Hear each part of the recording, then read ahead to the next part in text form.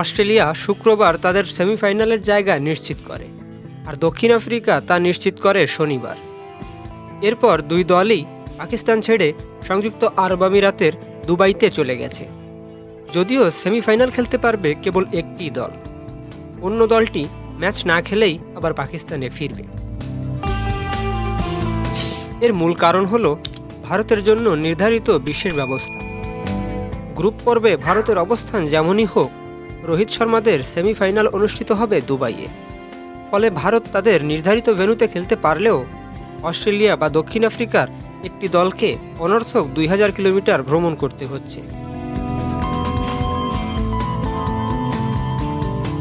Champions ট্রফিতে group পর্বে দুটি গ্রুপে খেলা হয়েছে।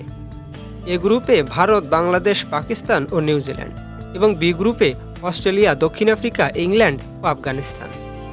বাংলাদেশ ও পাকিস্তান আগেই বিদায় নেওয়ায় এ গ্রুপ থেকে সেমিফাইনালে উঠেছে ভারত ও নিউজিল্যান্ড। তবে তাদের মধ্যকার ম্যাচের ফল ঠিক করবে গ্রুপ চ্যাম্পিয়ন ও রানার্স আপ কে হবে। এদিকে বি গ্রুপে 5 পয়েন্ট নিয়ে চ্যাম্পিয়ন হয়েছে দক্ষিণ আফ্রিকা, আর 4 পয়েন্ট নিয়ে রানার্স আপ হয়েছে অস্ট্রেলিয়া। ভারত যদি নিউজিল্যান্ডকে হারায়, তাহলে এ গ্রুপের চ্যাম্পিয়ন হয়ে সেমিফাইনালে প্রতিপক্ষ পাবে অস্ট্রেলিয়াকে। অন্যদিকে ভারত হারলে তারা রানার্স আপ হবে এবং সেমিফাইনালে মুখোমুখি হবে দক্ষিণ আফ্রিকার। সেমিফাইনালের সূচি অনুযায়ী ভারতের ম্যাচ 4 মার্চ দুবাইতে অনুষ্ঠিত হবে।